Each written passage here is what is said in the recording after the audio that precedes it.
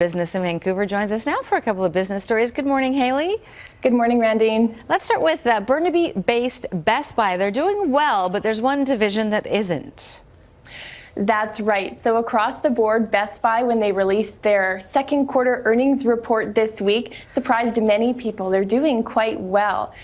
In terms of their earnings, that's up to $198 million US, up around $34 million from the second quarter of last year. In terms of revenue, that also rose about 1% to $8 billion, $533 million US. But when we look at what Best Buy is doing internationally, it has over 200 stores in Canada as well as many stores in Mexico. And in terms of revenue generated by those outlets, it's only about $644 million. So when we compare billions in the US domestic market to hundreds of millions, there's quite a difference there.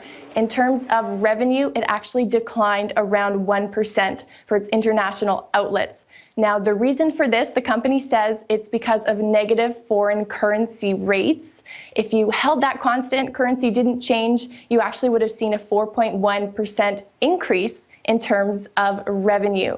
Now, that aside, if we look at what Best Buy is doing in Canada, they purchased Future Shop several years ago, and they closed 66 Future Shop stores last year and converted many of them into Best Buy outlets. So new things happening here in Canada, and when you don't look too much at currency, they're doing quite well and there is a bit of growth.